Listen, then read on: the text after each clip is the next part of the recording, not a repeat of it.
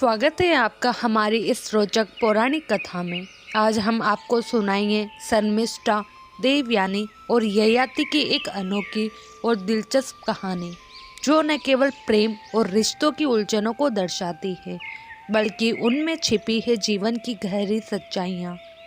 महाभारत के समय की यह कथा 3 प्रमुख पात्रों के इर्द गिर्द घूमती है: राजकुमार ययाति, देवयानी और शर्मिष्ठा। यह कहानी हमें सिखाती है कि रिश्तों में स्वार्थ, ईर्ष्या और त्याग कैसे हमारे जीवन को प्रभावित करते हैं। तो चलिए हम शुरू करते हैं शर्मिष्ठा, देवयानी और ययाति की कहानी, जहाँ हर पात्र का अपना एक महत्वपूर्ण स्थान है और हर कदम पर एक नया मोड़ आता है। अत्रि वंश के राजा नहुष के 6 पुत्र थे: याति, ययाति, सयाति, अयाति, वियाति तथा कृति। याति परम ज्ञानी थे तथा राज्य लक्ष्मी आदि से विरक्त रहते थे, इसलिए राजा नहुष ने अपने द्वितीय पुत्र ययाति का राज्याभिषेक कर दिया। एक बार की बात है कि द्वितीय राज वृषपर्वा की पुत्री शर्मिष्ठा और गुरु शुक्राचार्य की पुत्री देवयानी अपनी सखियों के साथ अपने उद्यान में घूम रही थी। शर्मिष्ठा अति सुंदर राजपुत्री थी, तो देवयानी असुरों के महागुरु शुक्राचार्य की पुत्री थी। दोनों एक दूसरे से सुंदरता के मामले में कम नहीं थी। वे सब के सब उस उद्यान के एक जलाशय में अपने वस्त्र उतार कर स्नान करने लगी। उसी समय भगवान शंकर पार्वती के साथ उधर से निकले। भगवान शंकर को आते देख वे सभी कन्याएं लज्जावश से बाहर निकलकर तोड़ अपने अपने वस्त्र पहनने लगी। शीघ्रता में शर्मिष्ठा ने भूलवश देवयानी के वस्त्र पहन लिए। इस पर देवयानी अति क्रोधित होकर शर्मिष्ठा से बोली, रे शर्मिष्ठा, एक असुर पुत्री होकर तूने ब्राह्मण कन्या का वस्त्र धारण करने का साहस कैसे किया? तूने मेरे वस्त्र धारण करके मेरा अपमान किया है। देवयानी के अपशब्दों को सुनकर शर्मिष्ठा अपने अपमान से तिलमिला गई और देवयानी के वस्त्र छीनकर उसे एक कुएं में धकेल दिया। देवयानी को कुएं में धकेलकर शर्मिष्ठा के चले जाने के पश्चात राजा ययाति आखेट करते हुए वहां पर आ पहुँचे और अपनी प्यास बुझाने के लिए वे कुएं के निकट गए। तभी उन्होंने उस कुएं में वस्त्रहीन देवयानी को देखा। जल्दी से उन्होंने देवयानी की देह को ढकने के लिए अपने वस्त्र दिए और उसको कुएं से बाहर निकाला। इस पर देवयानी ने प्रेम पूर्वक राजा ययाति से कहा, हे आर्य, आपने मेरा हाथ पकड़ा है, अतः मैं आपको अपने पति रूप में स्वीकार करती हूँ। हे क्षत्रिय श्रेष्ठ, यद्यपि मैं ब्राह्मण पुत्री हूँ, किंतु बृहस्पति के पुत्र कच्छ के श्राप के कारण मेरा विवाह ब्राह्मण कुमार के साथ नहीं हो सकता, इसलिए आप मुझे अपने प्रारब्ध का भोग समझकर स्वीकार कीजिए।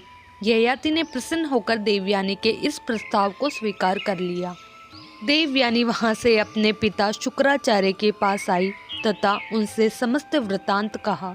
शर्मिष्ठा के किए हुए कर्म पर शुक्राचार्य को अत्यंत क्रोध आया और वे दैत्यों से विमुख हो गए।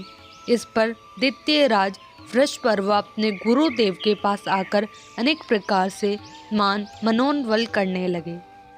बड़ी मुश्किल से शुक्राचार्य का क्रोध शांत हुआ और वे बोले, हे द्वितीय राज, मैं आपसे किसी प्रकार से रुष्ट नहीं हूँ, किंतु मेरी पुत्री देवयानी अत्यंत रुष्ट है।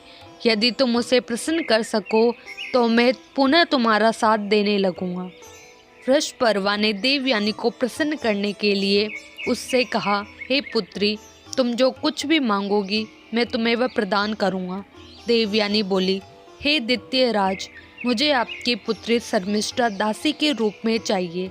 अपने परिवार पर आए संकट को टालने के लिए शर्मिष्ठा ने देवयानी की दासी बना स्वीकार कर लिया। शुक्राचार्य ने अपनी पुत्री देवयानी का विवाह राजा ययाति के साथ कर दिया। शर्मिष्ठा भी देवयानी के साथ उसकी दासी के रूप में ययाति के भवन में आ गई। देवयानी के पुत्रवती होने पर शर्मिष्ठा ने भी पुत्र की कामना से राजा ययाति से प्रणय निवेदन किया, जिसे ययाति ने स्वीकार कर लिया। राजा ययाति के देवयानी से 2 पुत्र और शर्मिष्ठा से 3 पुत्र प्राप्त हुए। बाद में जब देवयानी को ययाति तथा शर्मिष्ठा के संबंध के विषय में पता चला तो वह क्रोधित होकर अपने पिता के पास चली गई।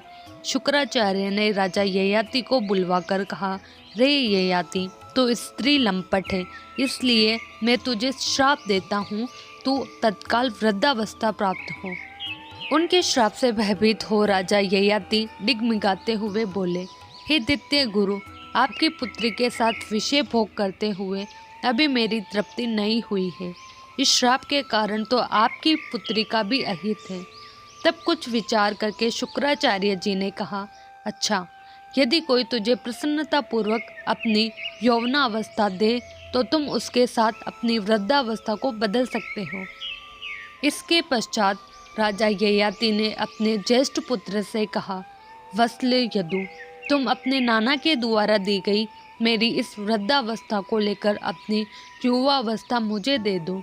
इस पर यदु बोला, हे पिताजी, असमय में आई वृद्धावस्था को लेकर मैं जीवित नहीं रहना चाहता, इसलिए मैं आपकी वृद्धावस्था को नहीं ले सकता। ययाति ने अपने शेष पुत्रों से भी इसी प्रकार की मांग की, लेकिन सभी ने कन्नी काट ली। लेकिन सबसे छोटे पुत्र पुरु ने पिता की मांग को स्वीकार कर लिया। पुनः युवा हो जाने पर राजा ययाति ने यदु से कहा, तूने ज्येष्ठ पुत्र होकर भी अपने पिता के प्रति अपने कर्तव्य को पूर्ण नहीं किया, अतः मैं तुझे राज्याधिकार से वंचित करके अपना राज्य पुरु को देता हूँ। मैं तुझे श्राप भी देता हूँ कि तेरा वंश सदैव राजवंशियों के द्वारा बहिष्कृत रहेगा।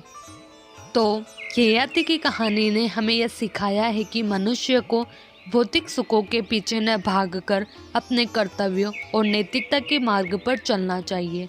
शर्मिष्ठा, देवयानी और ययाति के बीच के संबंध हमें रिश्तों की जटिलता और समझदारी का महत्व बताते हैं। ययाति ने देवयानी और शर्मिष्ठा दोनों से विवाह किया और उनके बीच जो संघर्ष और समझौते हुए वे जीवन के असली पहलुओं को उजागर करते हैं। उनकी कथा हमें यह सिखाती है कि किसी भी परिस्थिति में अपने आत्म संयम और परिश्रम से ही हम अपनी मंजिल तक पहुंच सकते हैं। अंत में ययाति की सजा और उससे मिलने वाला ज्ञान यह प्रमाणित करता है कि हर कर्म का फल होता है और इस दुनिया में कभी भी हमें अपने कर्मों का फल भुगतना पड़ता है। यह कथा सिर्फ एक पुरानी दंत कथा नहीं है, बल्कि जीवन के गहरे संदेशों से भरी हुई है। तो अगली बार जब आप किसी निर्णय पर पहुँचे तो इस कहानी से कुछ शिक्षा लें और सच्चे मार्ग पर चलने का प्रयास करें। अगर वीडियो पसंद आया हो तो लाइक करें, शेयर करें और हमारे चैनल को सब्सक्राइब करना न भूलें।